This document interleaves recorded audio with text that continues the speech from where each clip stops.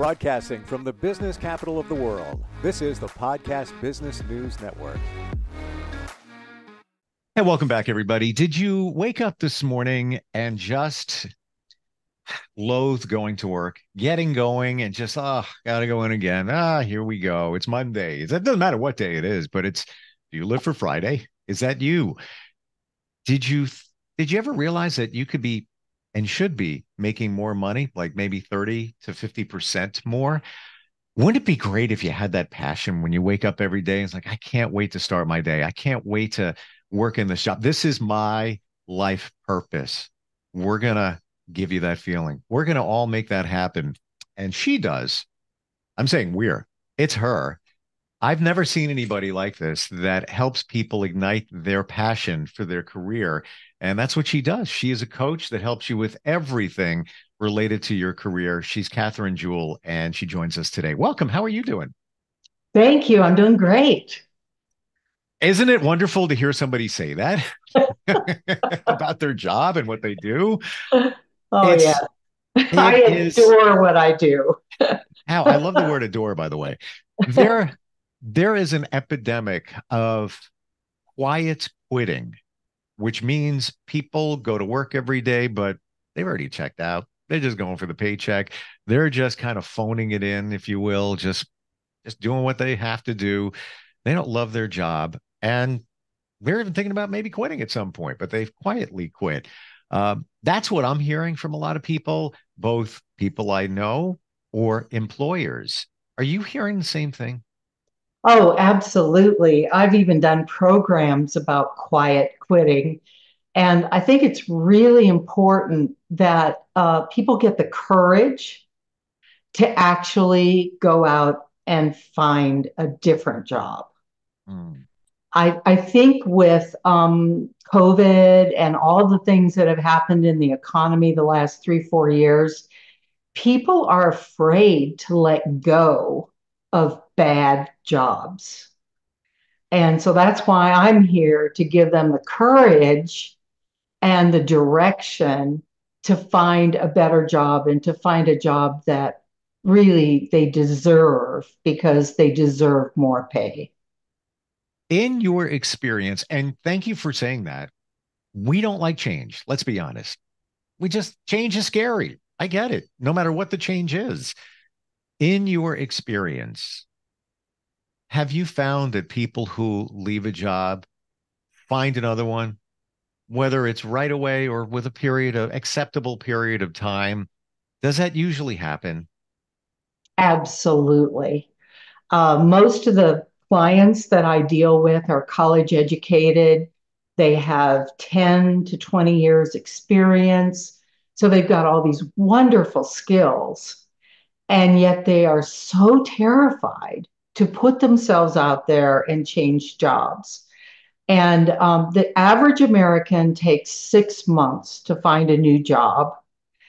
And what I like to do is help my clients get placed within 90 days. Wow. And some of them get jobs as soon as 30 or 45 days. But you have to be ready for a period of looking. And that's why it's so important, if you have any red flags at work, that you get yourself ready to make a change before you get let go. What do you mean by a red flag? Oh my, there are so many. One of them is if you get a new supervisor that isn't particularly fond of you and doesn't have respect for you. Another red flag is if you quit getting invited to important meetings. Another red flag, which a lot of people ignore, is any merger or acquisition, because of when those happen, it's almost never to the benefit of the employees. In fact, statistics show that in a merger, about 30% of the employees will lose their jobs. Wow. Yeah. So a lot of people sit back and say, well, it's not going to be me because I have this really important position, but it happens anyway. It's my experience that there is no loyalty anymore. Maybe there was like 30, 40 years ago, a different time Yeah. where that tenure at a job was respected. Now it's like, hey, they've been there for 20 years, let's give them the watch and let's keep it going. Now, could change in a second. Could absolutely change in a second. None at all. For example, one of my clients was vice president of a big company, vice president for government affairs. And when COVID happened, because he was, the vice president and had a whole staff of people that were doing government affairs, he figured there was no way they would cut him. He thought, well, maybe they'll cut some of my staff, but they won't cut me. Well, guess what? He came home from vacation in July of, I think it was 2021, and they had chopped his entire department. Their excuse was, well, with COVID and all the confusion, we just don't need government affairs right now. And actually, now, 3 years later, they haven't even replaced that department. Wow. So, you're never safe. You think you are, but you're not. It's a false sense of security, like when you go to the airport and you go, you take your shoes off and all of that. That's my opinion, but makes Oh us yeah, feel better. we call it security theater. Yeah. you know, it's just a game that you play when you make a person like me who goes through in a wheelchair because I have some walking issues. Mm-hmm. And a person of my age, I know I look like a terrorist, right? I But guess you can never be too sure. However, exactly. But the theater is that they make me stand up and they make me take off some of my clothes. And then sometimes they'll even put me in a separate room and make sure that the three pieces of metal in my body right. are not a gun. I, I asked, do I have to pay for the pat down? That was great. Yeah, Um, exactly. so when you're supporting somebody to find a new job, or as my mom always used to say, the best time to find a job is when you have one. At that juncture, can we talk about some of those things that you support with? I know some of them are, LinkedIn profiles and resume writing and things like that. Let's go over all of those, but then let's center on some of them. Okay. Well, I think what makes me really different from other career coaches is that my superpower is identifying people's passion and their superpower. Everyone has this incredible skill that they don't realize because they think everybody has it. It's so easy for them that they think everybody can do it. And so when I'm interviewing a new client about their jobs and what they do, and I always ask them, how are you better and different than other people in the same kind of job? And what contributions have you made? And what innovations have you brought to the job? And when I ask those questions, they'll say, oh, well, I just did this little process that, caused us to cut 6 steps out of our process. And, we were able to be 40% more productive, and they say it like it's nothing. And then I go, wait, okay. So your superpower is process reengineering. And that's what you sell when you go to get a new job. And so that's really the difference. And once people identify that superpower, all of a sudden they've got more confidence and they know what to talk about in the interview. So interview preparation is also part of what you offer. Mhm. Wow. Uh, I know tons of people going through this, like trying to write their resume, and that's a whole other podcast. What is what does today's resume actually look like? Even LinkedIn profiles, many of them are missing so much, or it looks like a resume, but it shouldn't look like a resume, right? Well, actually, in the job section, your professional experience, it should match your resume. And if you've worked really hard to have those bullet points that are, that include your achievements, you want to put those on your LinkedIn profile. But the place where people really mess up is the real estate at the top that is your headline. And that headline is the most searchable thing on your profile. And so, what I do is work with people to get their LinkedIn SEO up, their search engine optimization. So, that means a great headline with lots of specific stuff in it. By the way, I don't know how many characters it is. I think it's about 300 characters for your headline. So you can put really specific things in there. You can put the names of software, you can put all kinds of specific things. And then um, your um, your what is it called? Your summary, Mhm. on your LinkedIn profile, that needs to be crafted really well because that is what the recruiter reads when they find you. I'm afraid to look at my profile. I have been absent from LinkedIn for a number of years.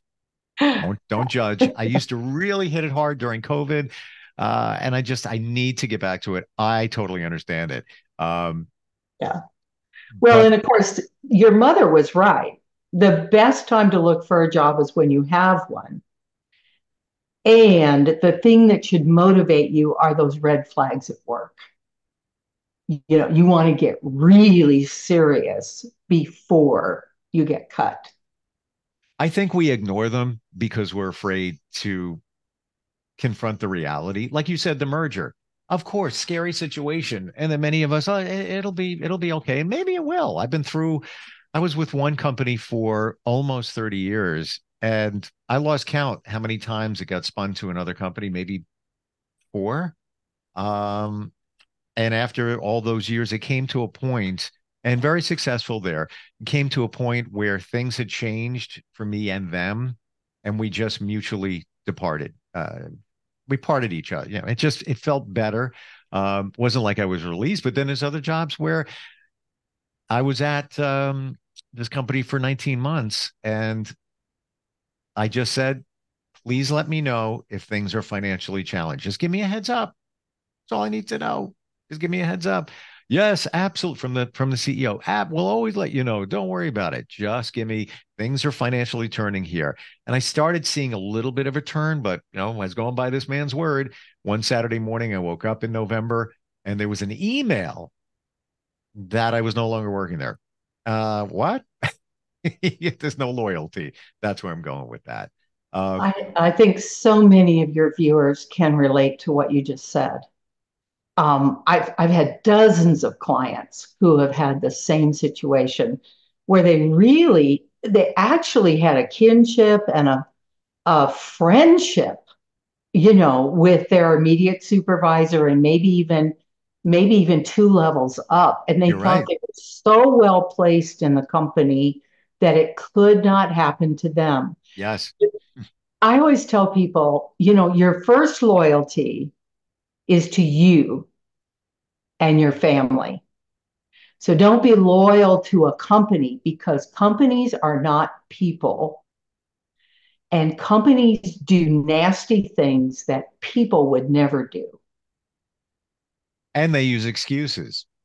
Oh my gosh, yes. And it happens in an office somewhere with a bunch of, well, probably financial people and HR people who are looking at job titles. So they see, project manager, $110,000. And they go, okay, let's cut that person and that person and that person.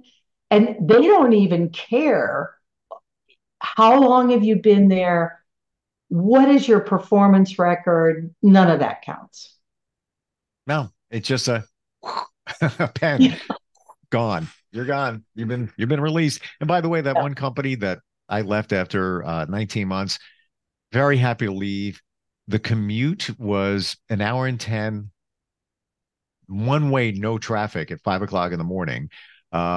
It was it Oh, was a it was a change. I went from a big corporate situation to a smaller because I wanted to just be able to do some more things and fun and just be in control. I was yeah.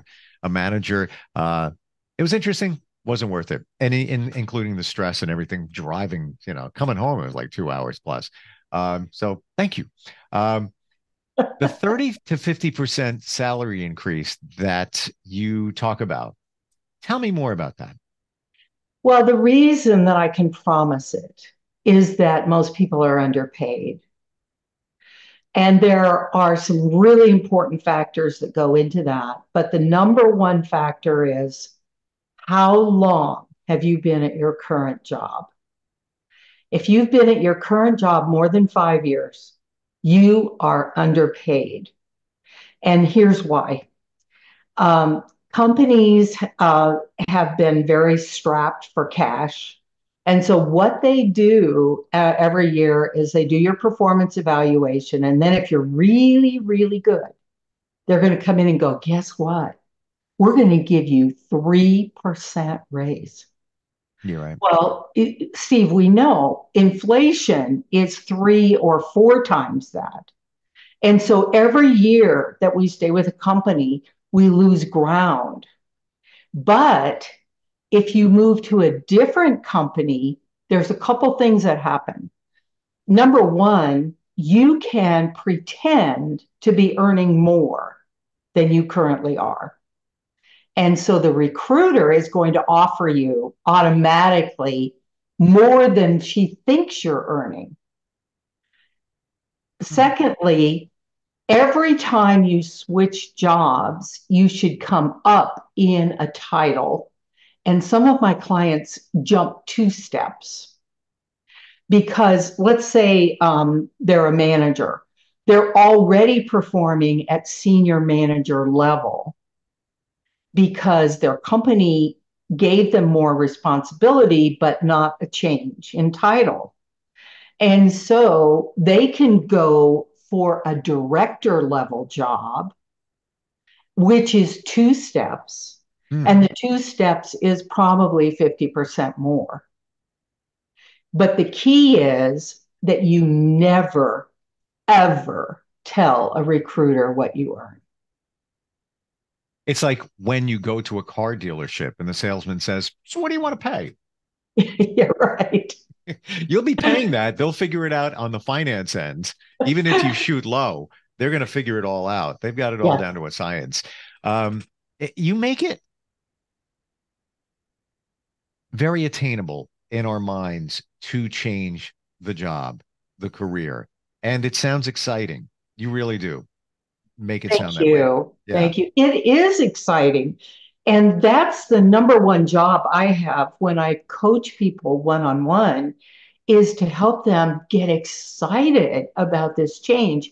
Just as you were talking about the change that you were forced to make, where you lost an hour and 10-minute commute, what I find is that people almost always find a better situation.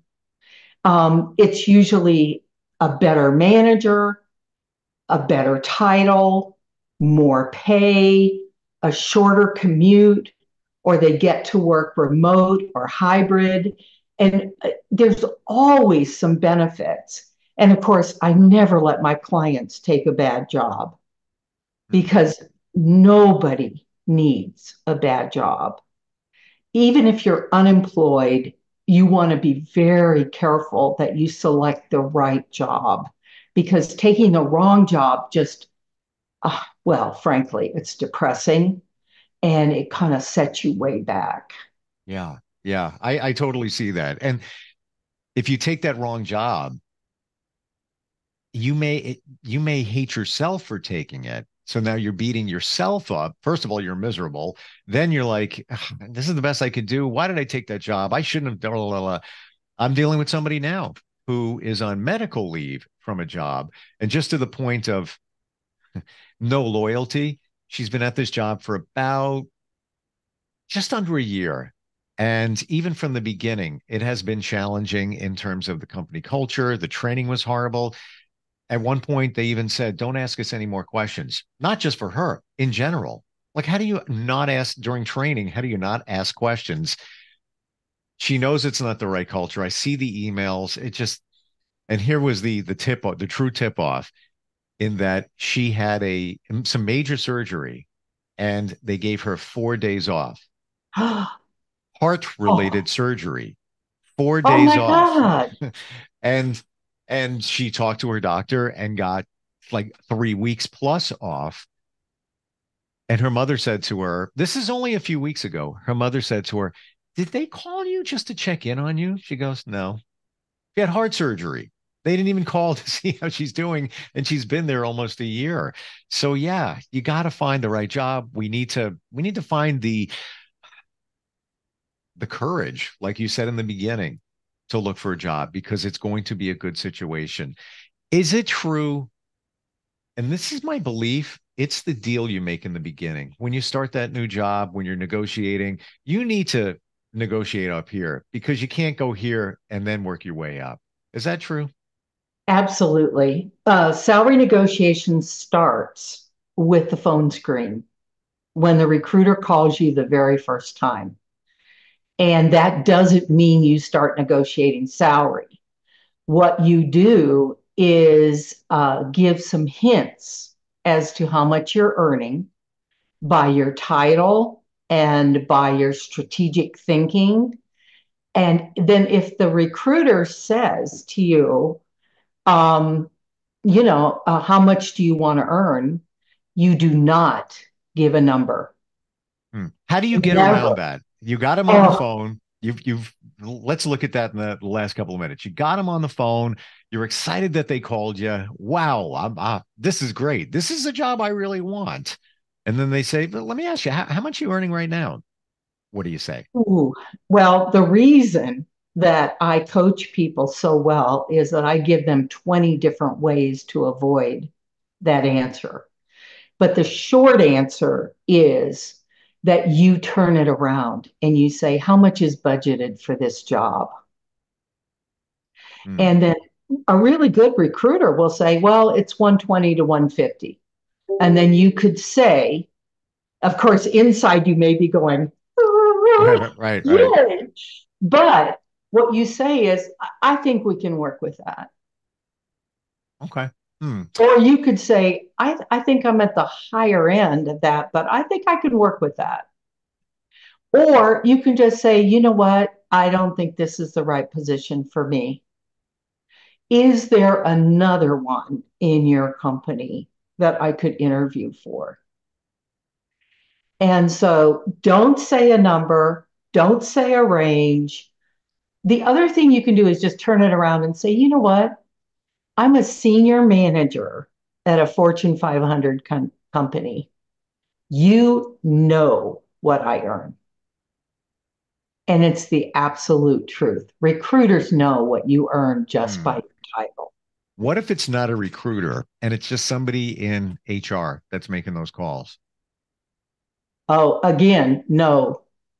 Remember, people calling from HR are not your friends. Yeah. Yeah. No, I'm totally on They're page. trying to get you for the lowest amount of money. So Sure. you always play it cagey, Yep. especially on those first meetings. You don't start salary negotiation until you've been offered a job. Hmm. Okay. And it's again could be an exciting moment when you finally that call came through. Wow, but it's only phase one. It's not like, well, we're gonna hire you today. It's only the beginning of Right. everything. Um, we're out of time. Love talking with you. You really go deep. Thank you.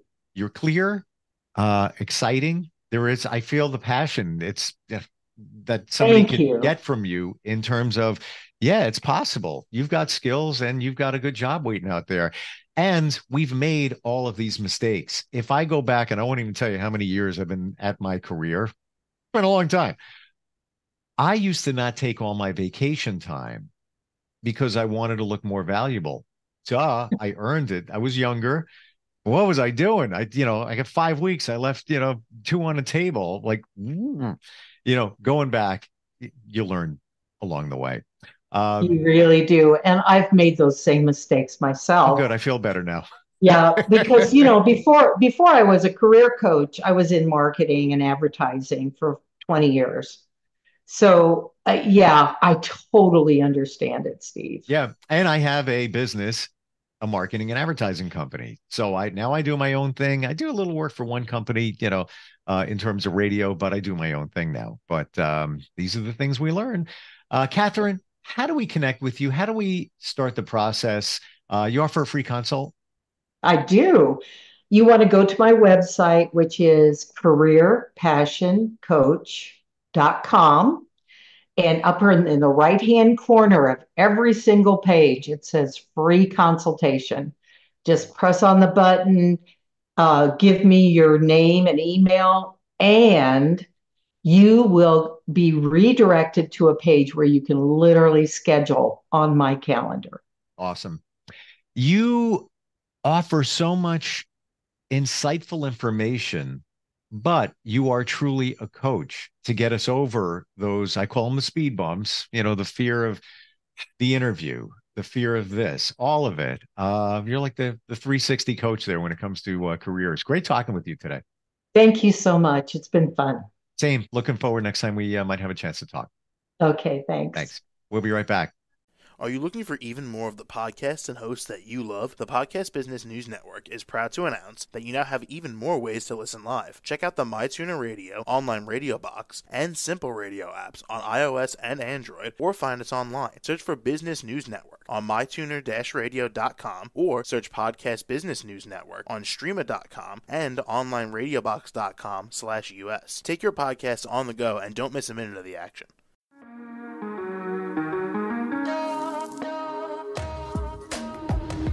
Broadcasting from the business capital of the world, this is the Podcast Business News Network. For nearly 2,000 severely injured veterans, everyday life has become filled with barriers. Day-to-day simple tasks can become pretty daunting. I have to carry my chair up 2 flights of steps or have somebody do it for me. What scares me the most is just the falling. When I'm struggling with my house, I think, to have that one great barrier just knocked down, it's crucial. Home for Our Troops is a wonderful nonprofit that builds a mortgage-free, fully adaptive, handicap-accessible house. And there's no catch. It'll be our very first home that we've ever owned. This is a game changer. This is where your life begins again.